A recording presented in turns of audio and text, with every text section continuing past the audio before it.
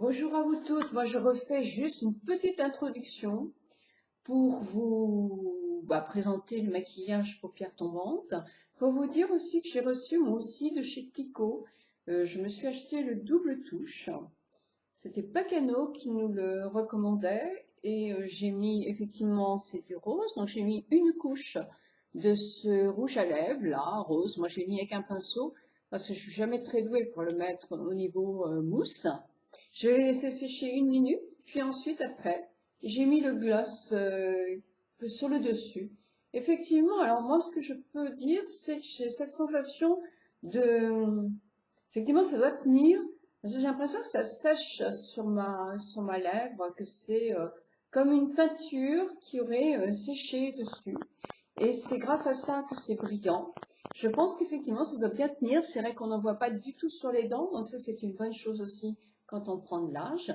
Mais quand on a les lèvres très très sèches, donc je pense qu'il va falloir que vous hydratez, si vous avez ce style de rouge à lèvres, il va falloir que vous hydratiez, soignez davantage vos lèvres. Je pense que ça va les faire un petit peu sécher. Ça, c'est le côté esthétique qui ressort. Hein. Mais c'est quand même, effectivement, certainement très très bien. En tout cas, la couleur est très très jolie. Je vous mettrai la couleur dans le lien. Je vous souhaite, pour la seconde fois, une très très bonne journée. N'oubliez pas de voter pour le cadeau d'Aromazone et de faire effectivement vos réponses à mes questions pour gagner un super pack d'A à Z pour faire vos produits maison. Bisous à toutes. Bonjour, bonjour à toutes. Aujourd'hui, c'est l'été en vrai, il fait super beau. Donc vous voyez comme c'est bizarre parce que je vous parle avec un œil maquillé et l'autre pas maquillé. Pourquoi? Parce que je vais vous parler des paupières tombantes. Donc, les paupières tombantes, aujourd'hui, c'est les paupières tombantes qui ne sont pas fripées. Demain, ce seront les paupières tombantes fripées parce que vous verrez que c'est pas du tout la même façon de le maquiller. Sur YouTube ou sur d'autres chaînes, nous voyons effectivement des maquillages de paupières tombantes. Zut! Excusez-moi. Donc je reprends. Donc on voit effectivement des maquillages sur des paupières tombantes, mais ce sont des paupières tombantes qui sont jeunes. Donc c'est encore tout à fait différent. Donc je vous fais un tout petit résumé en quelque sorte sur une paupière tombante. Plus on va vieillir en âge, plus nos paupières vont tomber. Donc il y a d'une part différentes sortes de paupières tombantes. On peut les avoir très jeunes, c'est la forme de notre paupière. Une paupière tombante, c'est une paupière qui va effectivement soit tomber comme ça. Donc caché, je tire un peu plus. Enfin voilà, il faudrait que je tire de là. C'est pas facile. Voilà, elle va cacher en diagonale comme ça toute la paupière ici, mais va laisser quand même le début de la paupière et jusqu'au milieu apparaître. Elle va tomber comme ça. Là, en vieillissant, quand on vieillit, on a tous tendance, puisqu'on a une chute du sourcil qui se produit, à avoir la paupière qui va tomber légèrement ou moins légèrement comme ça.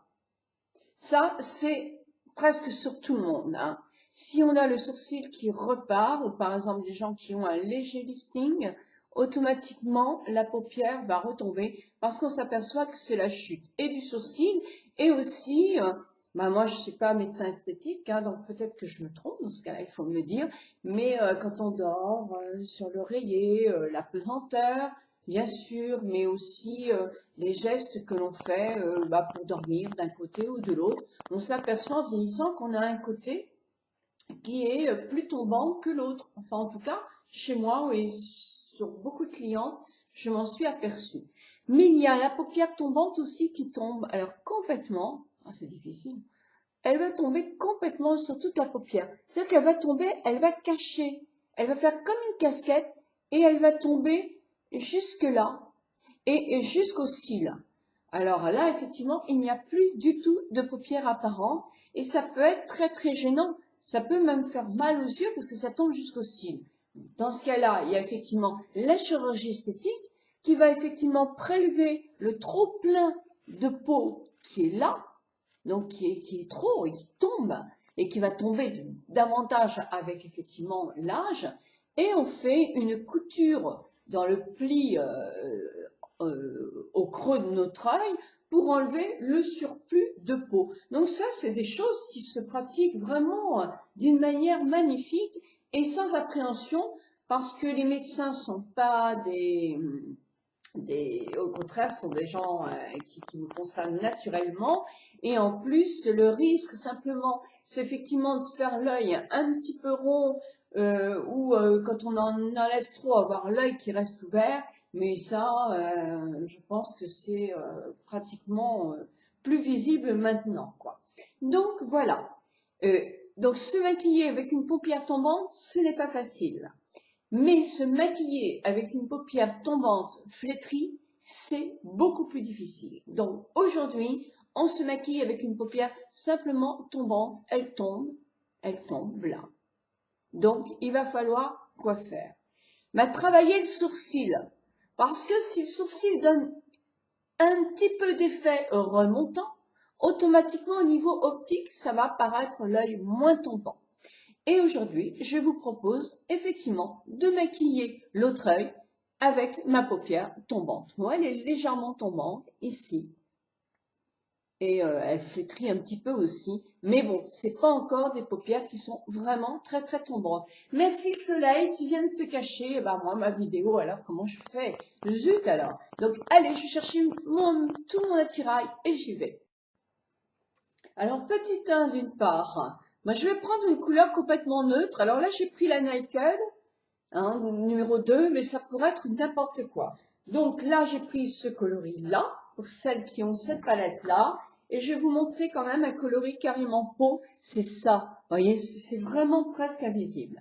Donc là, vous faites votre paupière jusqu'au sourcil, mais surtout à l'intérieur, ça va unifier la paupière. Je fais surtout, vous voyez là, je ne fais pas trop ici. Puis, moi je prends un coloris que je trouve très très joli, que j'ai de chez Chanel, qui est une ombre crème, qui est dans les, on va dire, taupes, légèrement rosés. Donc, je vais quand même prendre une glace pour le faire, sinon ça va vraiment être galère. Et là, je vais travailler ma paupière mobile, mais surtout ici, en remontant. Voilà. Et avec mon doigt, je tapote pour juste estomper la matière. Si je n'avais pas de crème, moi j'en ai mis un petit peu aussi là, voilà. Je tapote pour la matière. Si je n'avais pas de crème, j'aurais pris ce coloris-là qui s'appelle Toasted. Voilà. Mais là, j'en ai pas eu besoin, donc je prends ma crème. Puis, je prends mon crayon sourcil. Et là, je vais me baser sur le coin le plus haut de mon sourcil. Donc, vers mon nez, je fais mon petit point pour démarrer. Là, je regarde l'intérieur de la pupille et je suis au point le plus haut. En principe, c'est ici. Et pour terminer, je ne descends pas trop bas, moi, parce que sinon, ça fait tomber davantage la paupière. Donc, je m'arrête là et je ne vais pas plus bas. Et surtout, je ne tombe pas mon trait sur ma paupière tombante, sinon ça accentue la chute. Et je tire un peu, légèrement mon sourcil, comme il aurait pu être à la base. Et je commence par faire mon accentuation ici, pour le remonter.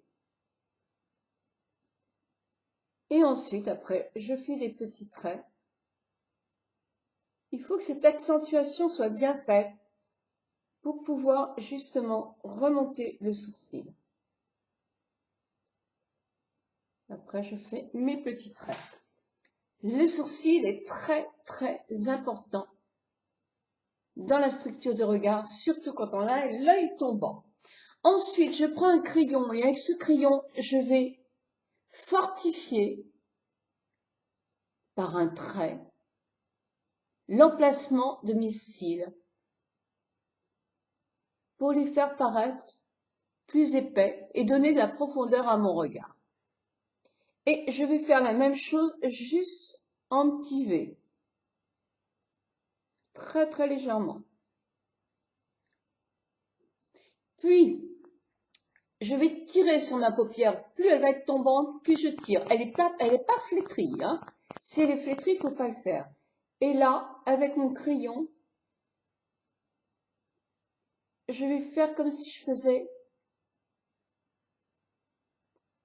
pour enlever la peau, comme aurait fait un médecin esthétique, s'il voulait enlever la peau de trop, mais moi je mets du foncé sur cette peau-là. Et c'est avec mon pinceau que je vais, un pinceau un peu dur, un ombreur à paupières, que je vais tout simplement, en tirant ma paupière, rentrer, mais pas en haut, je rentre vers le bas. Je structure ma paupière.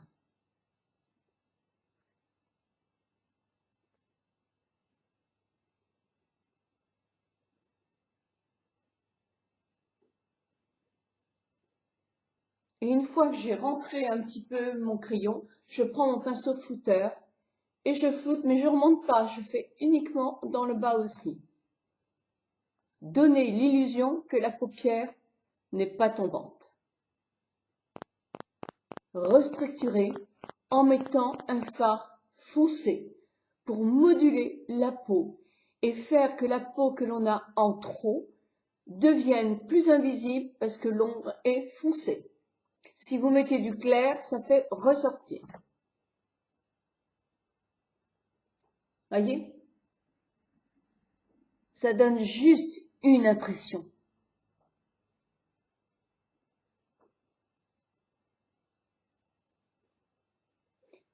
Un point important aussi quand on a les paupières tombantes, c'est comme on va faire un léger trait sur, pas d'eyeliner de crayon ou d'eyeliner, mais je préfère du crayon ou un eyeliner feutre, pas un eyeliner liquide, parce que quand on a la paupière qui se relâche, ça a tendance à faire moins lisse.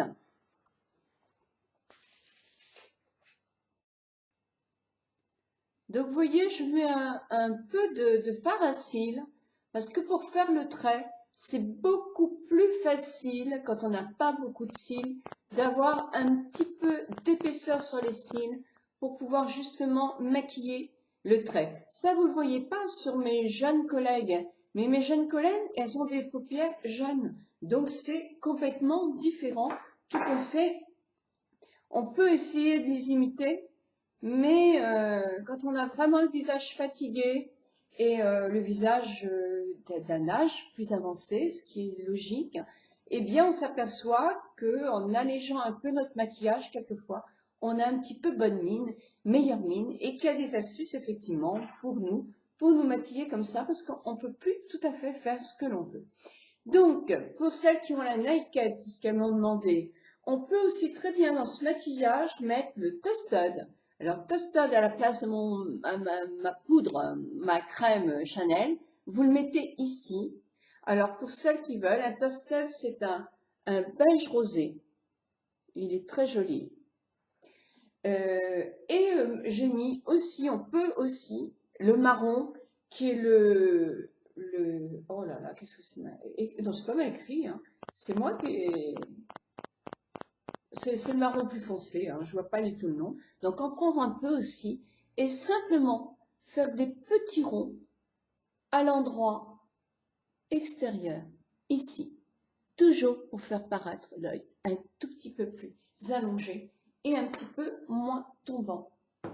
Donc, ce que vous pouvez faire aussi, c'est faire un trait d'eyeliner. Donc, pendant que je vous ai parlé mon mascara séché, moi je prends un pinceau qui est biseauté comme ça et je vais simplement toucher. Je l'ai un peu mouillé parce que j'avais pris la petite naked pour faire le trait d'eyeliner et j'étais très très en colère parce que la petite naked fait des chutes. Et ça, c'est nul, quoi. Vous êtes presque fini de maquiller, puis toc, oh, vous avez plein de chutes. Oh, je déteste ça. Et cette laquelle-là, elle ne fait pas de chute et ça, c'est vraiment impeccable. Je n'aime pas du tout tout ce qui fait des chutes. Donc là, je tire sur ma paupière et je me sers de mes cils simplement comme petit point de pause. C'est plus facile. Je remouille mon crayon. Où est mon crayon? Il est là, il est refermé déjà. Quel maniaque, mais quel maniaque. Ça, c'est vrai que pour moi, l'hygiène dans mon institut, c'était primordial, quoi. Ça, alors là, qu'est-ce que c'est important. On ne peut pas minimiser, quoi. Quand je vois quelquefois les jeunes, les jeunes et les moins jeunes, essayer des rouges à lèvres dans les grands magasins, oh punaise. Le raisin, il a servi à tout le monde, on s'est mis les mains sont sales, mais c'est grave, quoi. Voilà, donc mon petit trait est fait. Donc j'ai fait un léger trait. Moi, je l'ai fait au pinceau biseauté, mais j'aurais pu le faire au crayon cool aussi, ici, ou avec un eyeliner feutre. Je l'ai fait très, très léger, juste pour accentuer la forme de mes sourcils. Puis, j'ai mis du mascara. Ce qui est important aussi, c'est qu'il faut que vous tiriez un maximum sur vos cils. Un maximum sur vos cils. Alors, ce qui est important aussi de faire, c'est avec un petit pinceau, par exemple votre pinceau à poudre ou un pinceau crayon, c'est de prendre un peu de matière la plus claire possible pour la mettre justement sous votre sourcil à la pointe où vous avez fait le creux pour bien remonter, pour accentuer cette partie-là. Et surtout, ne pas oublier de mettre votre blanc à l'entrée. Là, je fais... la vidéo est faite un peu n'importe comment. Puis je reprends cette ombre qui s'appelle Skin, celle-ci, qui est toujours un peu dans les tons de rose aussi, qui est même pas un rose, c'est un beige légèrement rosé, et c'est justement lumineux, c'est-à-dire que c'est bien satiné. Je reprends et je mets un petit peu. Alors ce que vous pouvez faire aussi, moi je mets du marron à l'intérieur de ma muqueuse, parce que je suis une inconditionnelle. Des tons marrons à l'intérieur de ma muqueuse. Mais si vous avez l'œil un peu petit, la paupière tombante, vous pouvez très bien mettre du blanc, beige plutôt, parce qu'on n'a jamais le blanc de l'œil très blanc. Donc mettez plutôt un légèrement crémeux, plutôt ivoire que blanc, et mettez à l'intérieur de votre paupière. D'une part, ça va agrandir votre paupière, et il ne faut pas avoir l'œil globuleux pour ça, hein. Donc si vous avez l'œil qui n'est pas globuleux, mais avec la paupière tombante ou l'œil un peu petit, mettez à la place du marron plutôt de l'ivoire à l'intérieur de votre muqueuse. Ça va effectivement agrandir, ouvrir davantage votre œil. Moi, je mets du marron, comme pour aussi les yeux qui sont un peu globuleux, parce que effectivement, ça donne de la profondeur au regard, mais ça a tendance à rétrécir un petit peu. Donc, voilà, bon, évidemment, il faut faire bien ses cils, comme je vous disais, pour remonter un maximum ces cils. Et justement, ce que vous pouvez faire, là, c'est carrément prendre la pince à cils pour justement leur donner un petit côté bien remontant. Vous faites vos sourcils bien remontés aussi. Et vous avez un maquillage qui est là pour les paupières tombantes. Ce maquillage, je l'ai fait dans les tons nudes, je l'ai fait dans les tons marron. J'aurais très bien pu le faire dans des gammes de tons gris. Alors gris, pas nacré non plus. Cette ombre-là, quand elle est pour dissimuler une paupière qui va tomber, pour restructurer quelque chose, moi, je la préfère toujours mate. Mate et pas trop foncée. Il vaut mieux mettre peut-être plusieurs couches, tout en finesse, qu'une seule couche très épaisse qu'on n'arrive pas et on tire comme ça. Il faut que ça soit léger. Il faut que ça donne simplement l'impression qu'ici, ça tombe moins parce que c'est structuré et qu'on a comme une paupière qui remonte et on remonte le sourcil pour redonner ce côté remontant. Et voilà, donc ça, c'est un maquillage pour les paupières tombantes qui sont pas flétries. Hein, je parle bien de ça. À la suite de mon blog, là, vous allez avoir toute une série de dessins pour vous expliquer où mettre les ombres à paupières bien comme ça. Parce que là, effectivement, moi, je le fais quand même assez rapidement et on le voit peut-être pour certaines, c'est moins explicite. Décidément, aujourd'hui, je suis embêtée de tous les côtés. Je vous souhaite une très très bonne journée et surtout, hein, regardez bien la suite de mon blog parce que j'ai plein de conseils dessus. À demain pour le maquillage pour les paupières flétries.